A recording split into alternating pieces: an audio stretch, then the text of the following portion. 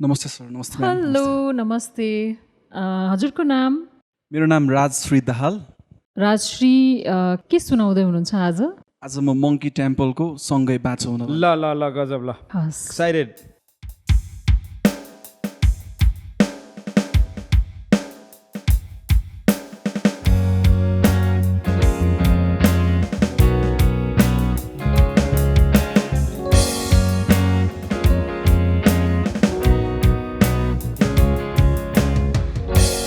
आज फर्की हेर्दा म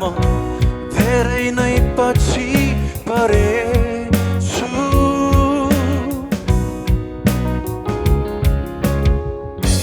जीवनको मोडमा म अड्किबसेछु।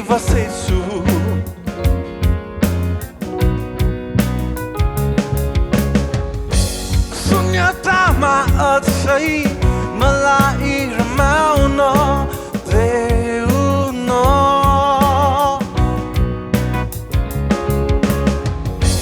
तिमी हाँस तर मलाई नरुवाउन।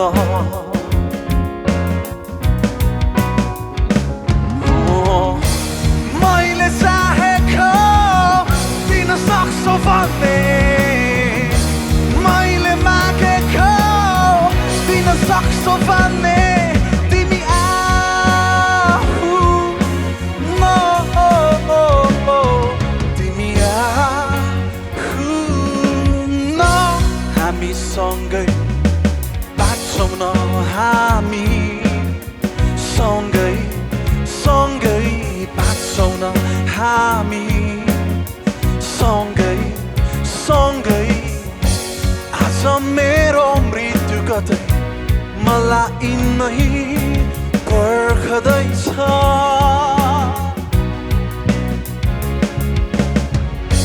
सम्झौता यो किन जब जीवन यो त्याग्नु नै छ। देखेको पाइन्न रे, लेखेको मात्रै किन।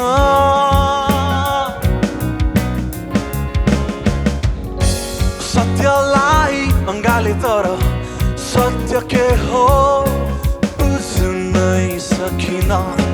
बुझ्नै सकिन। जीवन त के हो र सुस्केरामै बाँचिदिउँला, मरिलानु के छ र सम्झना यो साँची दिउँला। तिमी आऊ न, तिमी आऊ न। हामी सँगै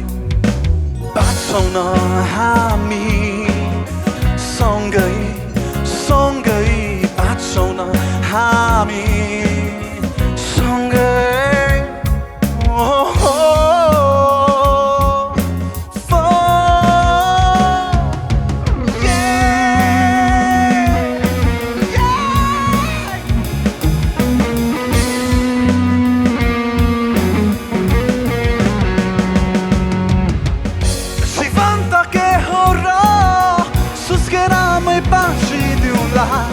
मरिलानु के छ र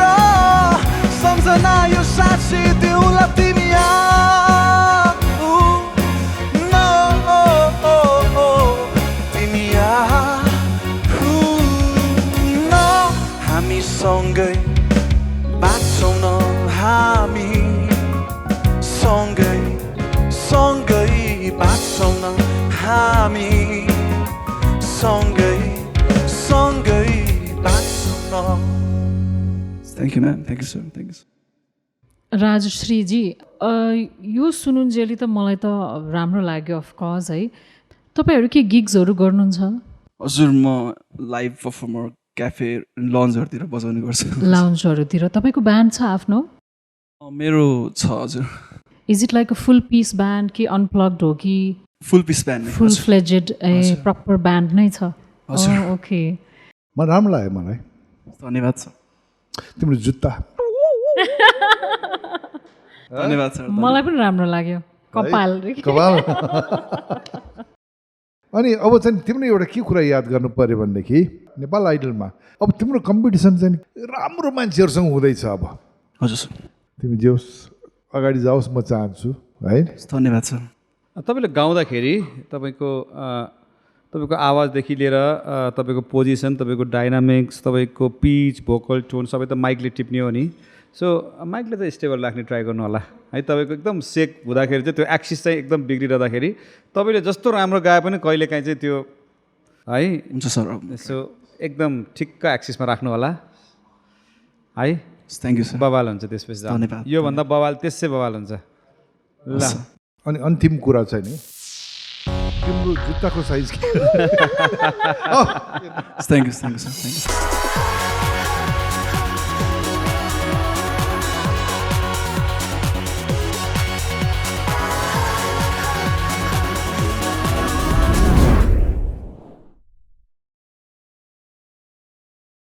हेलो नमस्ते नमस्ते के हो तपाईँको नाम छिरिङ डोल्मा शेर्पा कहाँबाट छिरिङ हालै चाहिँ म कपनमा बस्छु मेरो आफ्नै घर चाहिँ सोलुखुम्बु हो तपाईँ अलरेडी म्युजिक सिकिरहनु भएको छ के छ माहौल म्युजिकल माहौल कस्तो छ तपाईँको घरको मेरो चाहिँ एक्चुअली म चाहिँ लेट नाइट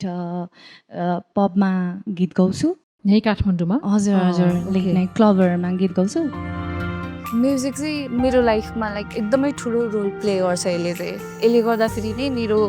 घर चलिरहेको छ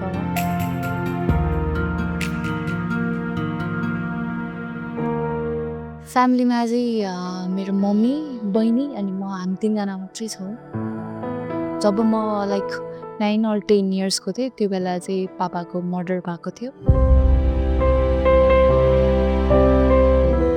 ट्रेकिङ गाइडर हुनुहुन्थ्यो त्यस्तै गर्दाको चाहिँ खै सडनली एक दिन पापाको गन सुट भएको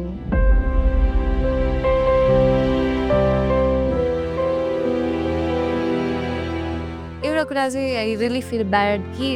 मैले आफूले गाउँछु भनेर चाहिँ बाबालाई पहिले पनि सुनाउन पाएन त्यो कुरा चाहिँ मलाई एकदमै नराम्रो लाग्छ मलाई कस्तो इमोसनल भयो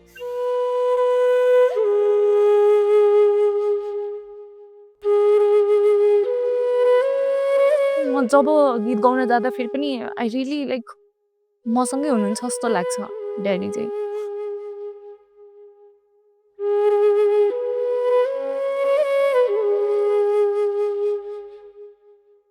बाबाको डेथपछि चाहिँ धेरै कुरा फेस गर्यो लाइक मेरो मम्मी पनि एकदमै बिरामी हुनुभएको थियो लाइक प्यारालाइज टाइपकै हुनुभएको थियो मम्मी पनि जब अब आफ्नो घरमा गाह्रो पर्छ नि आफन्तहरू सबैजना टाढिने रहेछ सिकेको चाहिँ छैन मैले यस्तै ब्यान्डहरूमा गाउँदा गाउँदै अलिअलि ह्याबिट भएको अनि होइन आई ठिक लाइक छ टु सिङ कोही चाहिँ नेचुरल्ली पनि राम्रो हुन्छ त्यस्तो एकदमै पछि गएर पनि सिकिरहेको हुन्छ त्यो त नट अ प्रब्लम त्यो त अहिले हामी थाहा पाइहाल्छौँ होइन अनि हाउ डिड यु नो कि म गीत गाउँछु गाउनको लागि बनेको हो अर मैले गाउनुपर्छ भन्ने त्यो चाहिँ कहाँबाट थाहा भयो तपाईँलाई कहिले यो चाहिँ when I was in class थियो त्यो बेला चाहिँ हाम्रो स्कुलमा लाइक अब कुन्तीमुक्ता म्याम हुनुहुन्थ्यो अनि म्याम चाहिँ आउनु भएको थियो फर द फर्स्ट टाइम हाम्रो स्कुलमा चाहिँ टिचर राख्न लागि थियो कि सिङ्गिङको लागि लाइक प्यारेन्ट्स डेको लागि and so they call me अनि वी वर अराउन्ड लाइक 2 देखि क्लास 10 सम्मको स्टुडेन्टहरू थियो एन्ड म्यामले चाहिँ अगाडि हार्मोनी बजाइराख्नु भएको थियो या अनि म्यामले सा भन्नुभएको थियो I was on the corner but she call तिमी यता आऊ त भनेर भन्नुभयो कि हजुर एन्ड आफ्टर द्याट मलाई लाग्यो कि राम्रै गाउनुपर्छ भनेर ए तिमीले कसरी सा भन्यो एकछिन सुन्नु त ल सा भन त सा सा सा गर्नुहुन्छ अलिअलि मध्य मन्त्र अनि तार अलिअलि जानुहुन्छ अलिअलि गर्नुहुन्छ मैले यस्तो उहाँसँग चाहिँ सिक्न पाउनु भएन हजुर तिमीले कुन गीत गाउन लाग्यो अहिले मन यो गीत छ नि यो नेपाल आइडलको लागि एकदम लक्की सङ जस्तै छ जसले पनि गीत गाए गोल्डन माइक पाएको छ तिमीलाई थाहा छ फिमेल हजुर हजुर मैले थाहा छ हजुर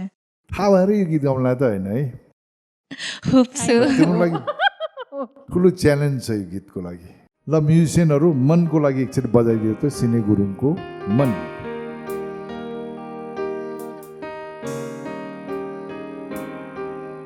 मन किन रुन्छ यो मन एक्लै हुँदा त झन् रोइदिन्छ यो मन हो रहर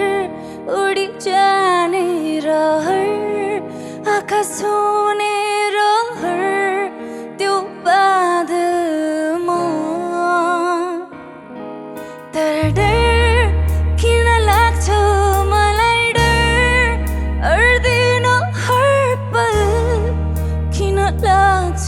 यो डर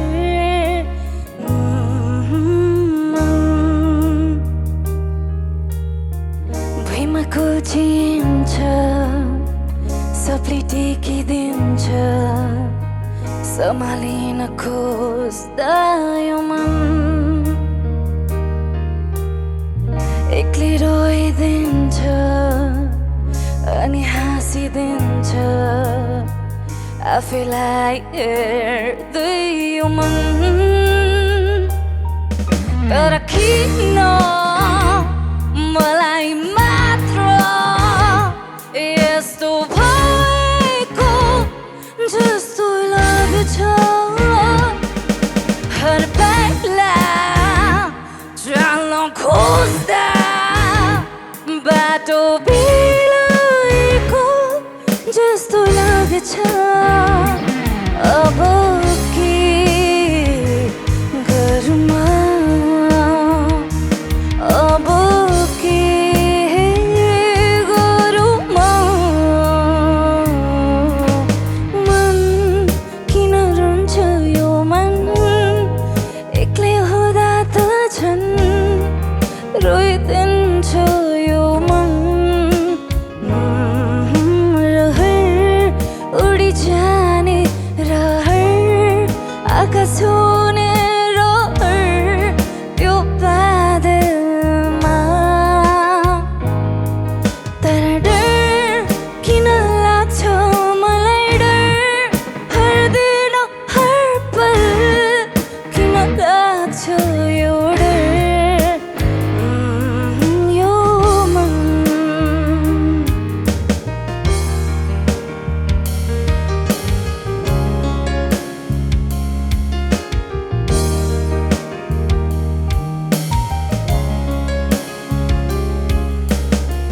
यादमा हराइदिन्छ कसैलाई खोज्दा आँसु मात्र थपिन्छ मन फेरि टिपिन्छ अनि फालिन्छ जब फुल्न खोज्छ यो मन तर किन मलाई मात्र यस्तो भएको जस्तो लाग्छ हर बेला जान खोज्दा बाटो बिलाएको जस्तो लाग्छ अब के गरौँ अब के गरौँ मन किन रुन्छ यो मन एक्लै हुँदा त झन् रोइदिन्छ यो मन यो मन Thank you.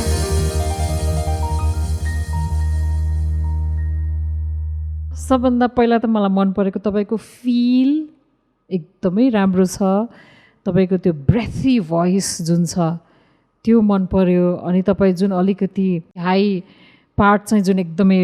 फुल अन हरस भोइसमा गाउनुभयो that was a surprise full on western पनि गर्नुहुँदो रहेछ नट एक्ज्याक्टली एकदम रक त भनौँ तर कता कता फिल हुन्छ नि that I like I think ब्यान्डले साथ दिएको भएर तपाईँ you're full on like singing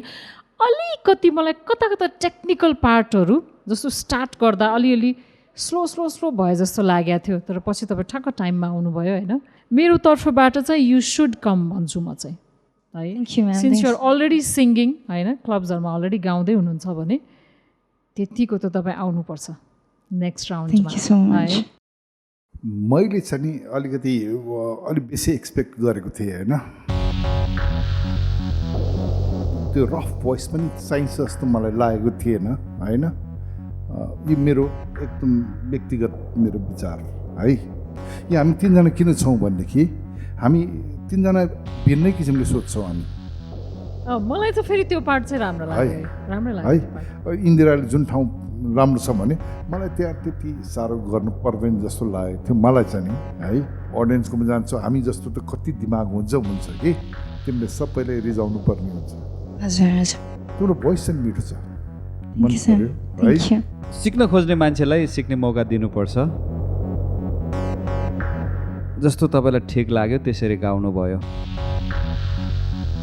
तर तपाईँले सिक्न खोजेको कुरा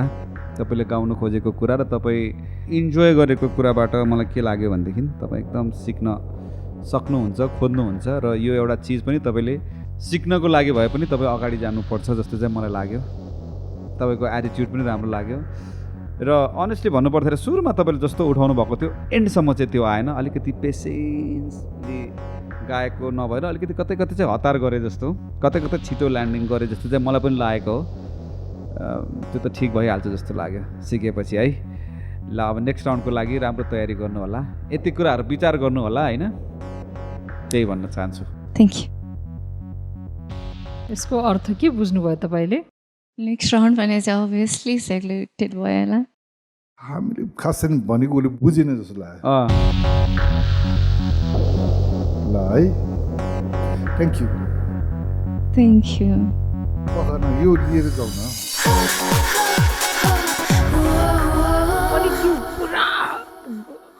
मजाले गाइरहेको थियो अनि त्यो मैले पाएँ दिनुहोस् भनेर भन्नु पर्यो भन्नु पर्यो नि गर्ल के हो यस्तो कसले सातो खाइदियो